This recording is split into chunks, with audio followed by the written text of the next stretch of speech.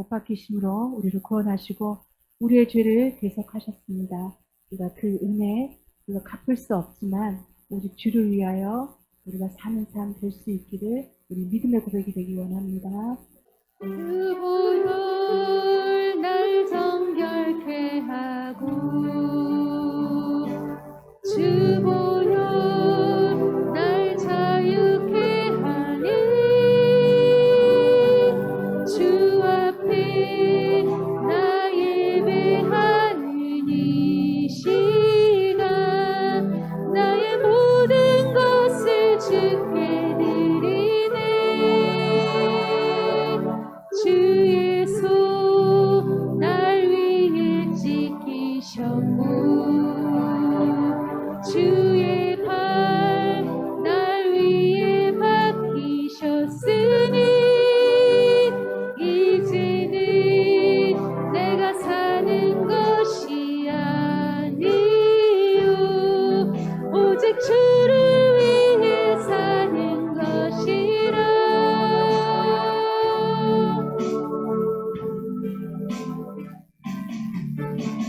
주의 손에 나의 손을 포개고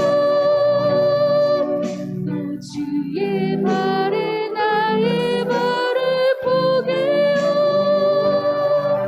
나 주와 함께 죽고 또 주와 함께 살리라 영원토록 주 위에 살리라 주의 손에 나의 손을 포개고 또 주의 발에 나의 발을 포개어 나 주와 함께 죽고 나 주와 함께 살리라 영원토록 주 위에 살리라 주 위에 살리라 주님 다시 오실 때까지 주님 다시 오실 때까지 나는 이 길을 가리라 좁은 길 나의 십자가 지고 나의 가는 이 길 끝에서 나의 가는 이 길 끝에서 나는 주님을 부르리라 영광의 내 주님 나를 맞아주시리 아멘 주님 다시 오실 때까지 나는 일어나 달려가리라 주의 영광 온 땅 덮을 때 나는 일어나 노래하리 늘 사모하는 주님 온 세상 부주시라 늘 사모하는 주님 영광의 왕이시라 주님 다시 오실 때까지 주님 다시 오실 때까지 나는 일어나 달려가리라 주의 영광 온 땅 덮을 때 나는 일어나 노래하리 늘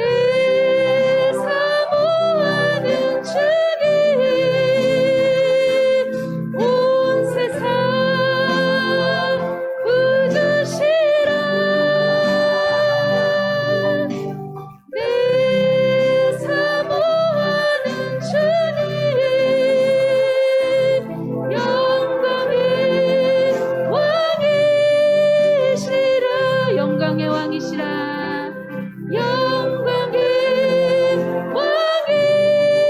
왕이시라 영광의 왕이시라 영광의 왕이시라. 아멘. 누가복음 13장 31절로 35절 말씀 한 목소리로 같이 읽겠습니다. 곧 그때에 어떤 바리새인들이 나와서 이르되 나가서 여기를 떠나소서 헤롯이 당신을 죽이고자 하나이다. 이르시되 너희는 가서 저 여우에게 이르되 오늘과 내일은 내가 귀신을 쫓아내며 병을 고치다가 제3일에는 완전하여 지리라 하라. 그러나 오늘과 내일과 모레는 내가 갈 길을 가야 하리니 선지자가 예루살렘 밖에서는 죽는 법이 없느니라. 예루살렘아 예루살렘아 선지자들을 죽이고 내게 파송된 자들을 돌로 치는 자여 암탉이 제 새끼를 날개 아래에 모음같이 내가 너희의 자녀를 보우려 한 일이 몇 번이냐. 그러나 너희가 원하지 아니하였도다. 보라 너희 집이 황폐하여 버림바 되리라. 내가 너희에게 이르노니 너희가 주의 이름으로 오시는 이를 찬송하리로다 할 때까지는 나를 보지 못하리라 하시니라. 아멘. 네, 오늘 함께 우리가 읽은 말씀을 중심으로 내 길을 가겠습니다. 이 제목으로 하나님 말씀을 나누기를 원합니다. 위대한 선교사였던 리빙스턴이 이렇게 말했습니다. 나는 영국으로 돌아가고 싶습니다. 내 아내는 죽었지만 영국에 돌아가 내 자식과 친구들을 보고 싶습니다. 여호와께서도 나를 초청해서 자기를 주시려고 합니다. 그러나 나는 여기서 하나님을 위해 나의 일을 끝내야 하기 때문에 갈 수가 없습니다. 내 일을 마치기까지는, 사명을 다하기까지는 돌아가지 않겠다고 고백하고 있는 말씀입니다. 오늘 우리가 사순절 두 번째 주일을 맞이하고 있습니다. 오늘 본문에서는 예수님께서 당신의 사명에 대한 각오를 밝히고 계십니다. 예수님께서 호의적이었던 또는 예수님을 추방하고 싶은 목적을 가지고 있었던 바리새인들이 헤롯 왕이 예수님을 죽이려 하니 예루살렘을 떠나라고 말하고 있습니다. 그러나 예수님께서 말씀합니다. 내가 갈 길을 가야 하리니 선지자가 예루살렘 밖에서는 죽는 법이 없다. 33절의 말씀이죠. 하나님의 말씀을 가장 잘 듣고 하나님의 말씀을 가장 잘 이행해야 될 예루살렘이 오히려 하나님이 보내신 선지자를 죽였습니다. 나봇과 스갈의 선지자가 예루살렘에서 죽임을 당했습니다. 전승에 의하면 이사야도 예루살렘에서 죽음을 당했다고 전해지고 있습니다. 그와 같이 예수님 역시 예루살렘에서 죽임을 당하는 것이 하나님의 뜻임을 말씀하고 계십니다. 그러므로 그 길을 가겠다고 하시는 거죠. 예수님께서 예루살렘을 떠나라고 하는 이 바리새인들, 그들에게 이렇게 말씀하셨습니다. 가서 그 여우에게 전하기를 보아라, 오늘과 내일은 내가 귀신을 내쫓고 병을 고칠 것이요 사흘째 되는 날에는 내 일을 끝내리라. 여기에 끝낸다고 하는 헬라어 단어는요, 텔레이온이라고 하는데 그 뜻은 완성하다, 끝에 도달하다 그런 뜻입니다. 그런데 이 단어가 능동태가 아니고 수동태로 사용되어졌어요. 예수님 스스로 이루시는 것이 아니라 하나님께서 완성하실 것임을 암시하고 있는 것입니다. 헤롯 왕이 살해 위협을 함에도 불구하고 예수님은 지금 계속 해오셨던 사역을 하시겠다는, 병 고치시는 일을 하시고 귀신을 쫓아내는 일을 하시겠다는 것입니다. 그리고 사흘째 되는 날에는 그 일을 완성하실 것이라. 하나님께서 이 일을 완성하실 것이기 때문에 예수님은 그 행하는 자로서 그 일을 행해 나가시겠다고 말하는 겁니다. 그렇기 때문에 누구도 방해할 수 없는 일이라는 거죠. 사도 바울은 빌립보 교인들에게 십자가의 원수로 살지 말고 나를 본받는 자가 되라 그렇게 말했습니다. 대단한 고백이죠. 나를 본받는 자가 되어라. 저도 감히 그 누구에게라도 나를 본받는 삶을 사십시오, 그렇게 말할 용기가 없고 자신이 없습니다.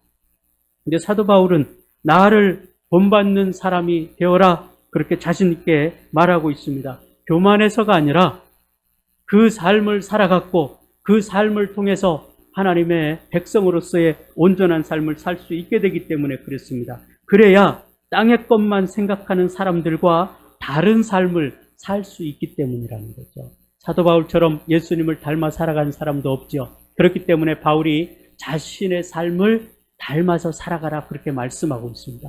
그렇게 살아야만 세상을 쫓아 살아가는 사람들, 세상의 것들을 추구하고 살아가는 사람들과 다르게 살 수 있다는 것입니다. 하나님의 나라를 바라보고 살아갈 수 있는 힘이 생긴다는 이야기죠. 그때 주님께서 만물을 복종시킬 수 있는 권능으로 우리의 비천한 몸을 변화시켜서 자기의 영광스러운 몸과 같이 되게 할 것이라 말씀하고 계십니다. 그렇게 자신의 삶을 본받아서 살아가는 성도들이 나중에 예수님이 변화산에서 변화된 모습과 같이 그렇게 부활의 모습으로 변화될 수 있게 될 것이라고 말하고 있는 것입니다. 우리 그리스도인들의 마지막 희망은 무엇일까요? 여러분의 마지막 희망은 무엇입니까? 이 험한 세상, 나그네와 같은 삶을 살아가는 이 인생 속에서 나의 마지막 희망이 무엇인가? 성경은 분명하게 말하고 있습니다. 우리의 마지막 희망은 부활이라는 거예요. 오늘 우리가 사순절을 지나고 부활절을 맞이하게 됩니다. 이 세상에서의 그 수고와 사명이 끝나고 우리의 비천한 몸이 변화되어서 영광스럽게 부활의 몸으로 바뀌게 된다는 것이죠. 그때를 위해서 오늘은 우리가 최선을 다해서 살아가야 되는 것입니다. 그래서 사도 바울이 세상 사람들이 추구하는 것, 그런 것 쫓아 살아가지 말고 나를 본받는 자가 되어서 살아가라 말하고 있는 것입니다. 그렇게 예수님은 또 당신을 이 땅 가운데에서 사명을 완수하는 자로서의 삶을 살아가게 됩니다.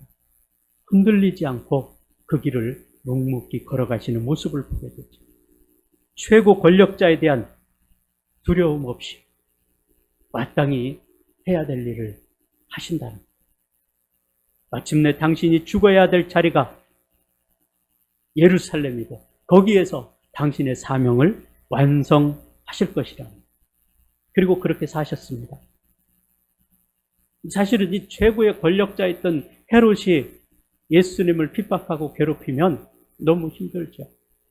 우리가 성경을 보면은 이 사울 왕이 다윗 왕을 얼마나 핍박했는지 우리가 성경을 통해서 보게 됩니다. 견딜 수 없는 핍박과 고통이 있습니다. 예수님이 마찬가지예요. 바리새인들이, 사두개인들이, 대제사장들이 예수님을 넘어뜨리려고 온갖 회유와 협박을 다합니다. 헤롯 왕이 예수님을 해하려고 달려들고 있는 그 상황 속에서도 예수님께서는 꿋꿋하게 당신의 사명을 지켜가는 모습들을 보게 됩니다. 예루살렘은 지금도 전쟁이 끊이지 않습니다. 예루살렘을 다 성지라고 말하죠. 그리스도인들도 또 유대인들도 이슬람 사람들도. 그래서 거기에서 전쟁이 지금도 끊이지 않습니다. 그 예루살렘은 하나님이 선택한 백성들을 대표하는 도시입니다. 그런데 이 도시에서 하나님이 보내신 선지자들이 죽었다. 하나님의 은혜가 가장 풍성해야 될 그곳에, 하나님의 나라가 선포되어지고 드러내야 될 그곳에 하나님의 말씀을 전하는 선지자들이 죽음을 당했다는 것. 여호야김이 예루살렘에서 선지자 우리야를 죽였습니다. 요아스 왕이 통치할 때 여호야다의 아들 제사장 스가랴가 예루살렘에서 죽임을 당했습니다. 수많은 선지자들이, 수많은 백성들이 그 예루살렘에서 죽임을 당했다는 거예요. 신약성경에서 보면은 스데반 집사가 유대인들에게 돌에 맞아 죽임을 당했습니다. 이유는 복음을 전하는 거예요. 거기서 이 스데반 집사가 그 사도행전 7장 52절 53절에서 그런 말씀을 했습니다. 너희 조상들이 선지자들 중에 누구를 박해하지 아니하였느냐? 의인이 오시리라 예고한 자들을 그들이 죽였고 이제 너희는 그 의인을 잡아준 자요 살인한 자가 되나니 너희는 천사가 전한 율법을 받고도 지키지 아니하였도다. 하나님께서 당신의 백성에게 보내신 선지자들을 백성들이 하나님의 성 예루살렘에서 죽였다는 거예요. 이제 하나님은 자기의 하나뿐인 아들 예수 그리스도를 백성들에게 보내셨습니다. 그러나 하나님의 백성은 그 아들까지도 예루살렘에서 죽였습니다. 예수님께서 예루살렘을 향해서 이렇게 부르짖죠. 예루살렘아, 예루살렘아, 선지자들을 죽이고 내게 파송된 자들을 돌로 치는 자여. 안팎이 제 새끼를 날개 아래 모음같이 내가 너희의 자녀를 모으려 한 일이 몇 번이냐. 그러나 너희가 원하지 아니하였도다. 내가 얼마나 너희를 내 품의 안으로 모으려 했는지 아느냐. 그러나 너희가 원하지 않았다. 그렇게 말씀합니다. 오늘 우리에게 적용해 보면 그것입니다. 하나님께서 독생자 예수 그리스도를 십자가에 못 박혀 죽기까지 우리를 사랑하시고 우리를 부르셨습니다. 그러나 우리는 그 하나님의 말씀보다 세상을 쫓아 살아간 적이 얼마나 많이 있었던가 하는 이야기입니다. 우리는 날마다 갈등하고 고민합니다. 내가 이 일을 해야 되는가? 내가 이 길을 가야 되는가? 내가 이렇게 살아야 되는가? 그러나 주님은 그런 우리를 향해서 한 번도 흔들림 없이 당신의 길을 걸어가셨다는 이야기입니다. 십자가의 길을 포기하지 않고 끝까지 걸어가셨다는 이야기입니다. 그럼에도 불구하고 우리는 그 주님 앞에 늘 내 욕심이 앞서는 삶을 살았음을 우리는 부정할 수가 없습니다. 하나님의 백성으로서 하나님의 날개 그늘 아래 피해야 하지만 그들은 오히려 하나님을 떠났습니다. 이사야 선지자는 그렇게 말합니다. 소도 그 임자를 알고 나귀는 그 주인의 구유를 알지만 이스라엘은 자기 어미를 알아보지 못하였도다. 이렇게 한탄을 했습니다. 이스라엘 백성들이 하나님을 떠나서 우상을 숭배하고 세상의 쾌락과 즐거움 속에 빠져 있을 때 하나님의 말씀을 선포한 선지자죠. 소도 그 임자를 아는데 이스라엘 백성들 그 주인은 하나님을 알아보지 못했다는 겁니다. 에스겔 선지자도 말했습니다. 나의 삶을 두고 맹세하노니 나는 악인이 죽는 것을 기뻐하지 아니하고 악인이 그 길에서 돌이켜 떠나 사는 것을 기뻐하노라. 이스라엘 족속아 돌이키고 돌이키라. 너희 악한 길에서 떠나라. 어찌 죽고자 하느냐. 이사야나 이 에스겔 선지자나 수많은 선지자들이 이렇게 돌아오기를 외치고 선포할 때 오히려 이스라엘 백성들은 그 선지자들을 죽였다는 거예요. 이 가슴 아픈 이야기가 이스라엘 역사 속에 일어나고 있고 또 이 가슴 아픈 이야기가 우리 삶 속에서도 나타나고 있다는 사실을 우리는 잊어서는 안 될 것입니다. 그들을 향한 나를 향한 하나님의 마음이 어떠한지를 오늘 우리가 알아갈 수 있기를 원합니다. 베드로후서 3장 9절에서 이런 동일한 말씀을 합니다. 오직 주께서는 너희를 대하여 오래 참으사 아무도 멸망하지 아니하고 다 회개하기에 이르기를 원하시느니라. 가장 안전한 하나님의 품으로 돌아오라는 거예요. 세상을 하나님을 떠나서 세상으로 나가면 좋을 것 같은데 결코 그렇지 않습니다. 보통 이제 아이들이 그러죠. 청소년 시절에 부모의 간섭이 싫습니다. 잔소리라고 생각하죠. 그래서 집을 나가요. 가출하는 아이들이 있습니다. 그러나 그곳에서 자유롭게 살 수 있을 것 같은데 그곳은 오히려 더 큰 지옥인 것을 나중에야 깨닫게 되죠. 자기 자신이 주인이 되어서 자기 육체와 마음이 원하는 대로 살기를 원합니다. 그러나 하나님은 그런 당신의 백성들에게 내 날개 아래 피하라고 말씀하고 계십니다.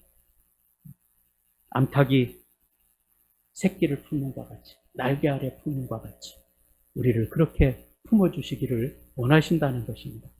그들이 이 사랑의 음성에 귀를 기울일까?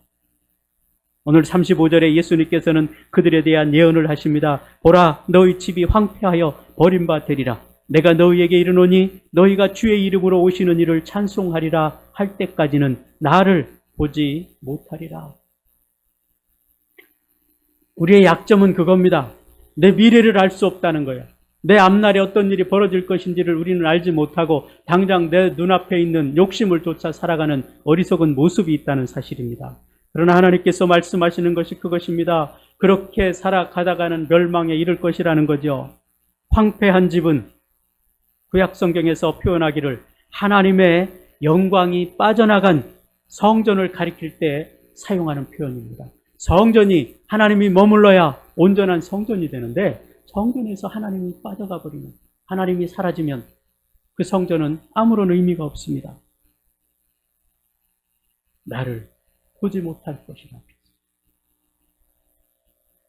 이스라엘 백성에게 기회의 문이 닫힐 것이라는 겁니다.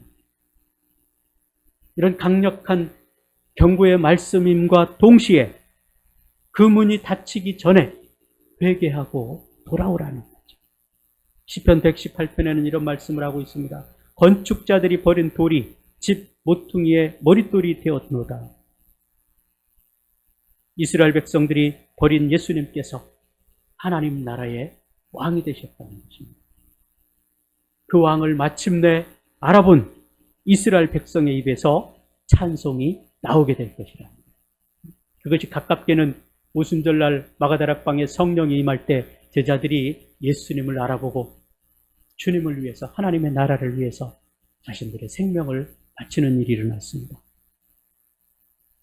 이스라엘 백성들은 그러면 언제 이 고백을 할 수 있겠는가? 요한계시록 1장 7절에 보면 그렇게 기록하고 있습니다. 볼지어다 그가 구름을 타고 오시리라. 각 사람의 눈이 그를 보겠고 그를 찌를 자도 볼 것이요 땅에 있는 모든 족속이 그로 말미암아 애곡하리니 그러하리라. 언제 이런 날이 올 것이라고 말하고 있습니까? 주님께서 다시 오실 때. 지금 역사적으로 이스라엘 백성들이 하나님을 떠나서 저주를 받고 심판을 받았습니다. 그러나 하나님께서는 그들이 다시 하나님을 찬송할 것이라는 거예요. 언제 그렇게 한다고 말합니까? 종말의 때에, 마지막 때에 그런 일이 이루어지겠다는 것입니다. 그래서 예루살렘에서부터 출발한 그 복음이 유럽을 통해서 미국을 거쳐서 우리나라 그리고 제3지대로 계속해서 그 복음의 역사가 나타나고 있습니다. 그리고 그 복음의 끝이 예루살렘이라는 거예요. 그 예루살렘 땅에 예루살렘 백성들이 하나님을 찬송하는 그 순간에 이제 예수님이 구름 타고 오실 때 그 역사가 일어날 것이라고 말씀하고 있는 것입니다. 그들의 손으로 죽인 예수께서 하늘에 보좌를 가지고 구름을 타고 이 땅에 오시는 날, 그날 그들이 비로소 하나님을 알게 될 것이라. 주의 이름으로 오시는 이여 찬송할 것이라고 고백하는 것입니다. 이것이 예수님께서 예언하신 이스라엘의 반응입니다. 오늘날 우리 영혼을 위협하는 그런 간교한 존재들이 있습니다.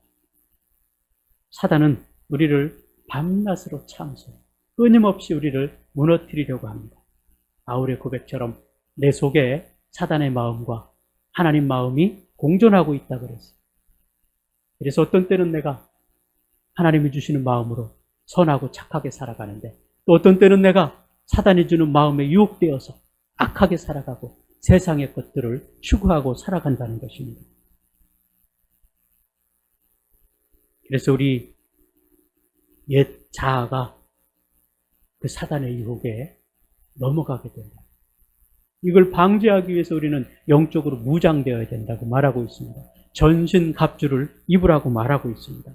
그럼 우리는 성경에서 표현하는 것처럼 어리석은 병아리들과 같다. 암탉의 날개 아래 들어가기를 싫어합니다. 그러나 그곳은 더 위험한 곳임을 알면서도 그렇고 마치 이스라엘 백성들과 같습니다. 우리가 원하는 대로, 내 욕심이 추구하는 대로, 내 생각이 주장하는 대로 살아가려 합니다. 그러나 우리가 알아야 될 것은 그겁니다. 우리가 돌아가야 될 것은 이 세상이 아니라, 썩어질 세상이 아니라 하나님의 품이라는 사실입니다. 이스라엘 백성처럼 어리석게 주님을 부정하고 내 마음이 원하는 대로, 소견에 오른 대로 살다가 멸망을 당할 뿐이라는 것이죠. 주님께서 말씀하셨습니다. 내가 얼마나 많이 너희들을 참고 내가 얼마나 많이 너희들을 품으려 하였느냐. 돌이키라, 돌아오라라는 거예요. 우리가 아직 하나님의 백성으로 서지 못했다면 이 시간 우리가 돌이킬 수 있기를 원합니다. 하나님께서 우리를 부르시고 하나님께서 우리를 품으시기를 원하신다는 사실입니다. 하나님의 품은 넓어서 내가 어떤 사람인지 상관하지 않습니다. 내가 어떤 죄를 지었든지 상관하지 않습니다. 그러나 전제 조건은 우리의 회개를 요구하십니다. 내 잘못을 인정하기를, 예수님을 나의 구주로 고백하고 받아들이기를 원하시는 것입니다. 주님의 은혜는 훨씬 커서 그 모든 죄와 허물을 덮고도 남는다는 것이죠. 그래서 주님께 돌아오라고 말씀하고 계십니다. 이제 우리가 세상의 것을 쫓아가던 그 발걸음을 멈추고 주님께로 돌이켜야 될 때입니다. 처음 구원받았을 때 주님이면 충분합니다. 그 고백이 있었습니다. 그러나 어느 날 시간이 지나고 보니 그 주님보다 다른 것들이 더 많이 보여지게 되고 그것을 쫓아 살아가는 우리 인생임을 보게 되는 거죠. 우리가 어느새 마음속에 다른 것으로 채워지는 것을 보게 됩니다. 하나님께서 성막을 세우셨을 때에 그들은 두렵고 떨림으로 그 성막을 대했습니다. 그러나 어느 순간 그들이 우상을 숭배하기 시작하면서 그 성막 안에, 그 성전 안에 우상을 갖다 놓기 시작했습니다. 그리고 그 우상 앞에 절하기 시작했습니다. 그때부터 그들의 마음이 무뎌지고 하나님을 찾지 않는 백성이 되었다는 이야기죠. 그럼에도 불구하고 하나님은 끊임없이 우리를 찾아오셨습니다. 수많은 선지자를 보내셔서 우리가 돌이키기를 원하셨습니다. 결국에는 독생자 예수 그리스도를 보내셔서 회개하고 돌이키기를 원하셨습니다. 오늘 그 주님은 하나님께서 보내신 그대로 하나님께서 주신 사명을 감당하기 위해서 죽음의 위협 앞에서도 결코 흔들리지 않고 그 사명을 감당해 나갔음을 보게 됩니다. 예수님께서는 여우처럼 교활한 방법으로 당신을 죽이려는 헤롯과 예루살렘 종교 지도자들을 암탉이 제 새끼를 날개 아래 품듯이 몇 번이고 품고 또 품으셨습니다. 그리고 결국 그들을 위해 십자가를 지셨습니다. 끝까지 예루살렘에 남아 사명을 감당하셨다는 이야기입니다. 그러자 그 예수님이 죽으신 터 위에 교회가 세워지고 기독교의 역사가 시작되었습니다. 오늘 우리의 삶 속에 이와 같은 역사가 일어나기를 원합니다. 오늘 예수 그리스도를 나의 구주로 믿고 고백하는 우리의 신앙 속에, 우리의 마음 속에 하나님의 나라가 세워지고 하나님의 역사가 나타나고 드러나게 되기를 바랍니다. 왕에게 죽음을 당할지도 모르니 예루살렘을 빨리 떠나십시오. 목숨을 위협하는 경고를 받으셨습니다. 그러나 예수님은 오늘도 내일도 그 다음 날도 예루살렘에서 나는 내 길을 가겠다고 말씀하셨습니다. 오늘 우리의 고백이기를 원합니다. 하나님께서 여러분에게 주신 사명이 무엇입니까? 내가 이루어야 될 사명이 무엇입니까? 그것을 이루기 위해서 우리가 오늘도 최선을 다하는 삶을 살아갈 수 있기를 원합니다. 예수님이 누군지 모른다고 부인하며 도망갔던 제자들처럼 주님은 그렇게 사명을 피하지 않으셨습니다. 예루살렘에서 십자가를 져야만 구원이 완성된다는 사실을 아셨기 때문에, 당신의 사명이 그것임을 아셨기 때문에 주님은 기꺼이 어떤 위험 속에서도, 어떤 수모 속에서도 꿋꿋하게 그 사명을 감당하셨다는 사실입니다. 오늘 우리가 이 사명에 충실하게 살아갈 수 있기를 바랍니다. 우리에게 주신 사명이 무엇인지를 이 사순절 동안에 찾고 찾아서 그 길을 걸어갈 수 있는 저와 여러분이 될 수 있기를 주님의 이름으로 축복합니다. 온 땅의 주인 되신 주님이 내 이름 아시며 사랑만 돌보네. 어둠을 밝히시는 새벽별, 방황하는 내 맘 주의 길 비추시네.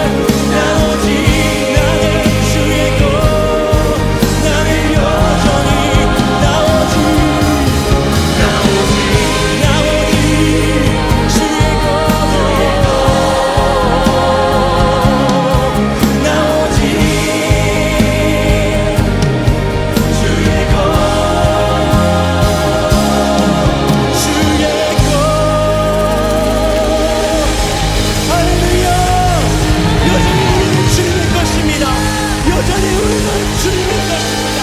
할렐루야.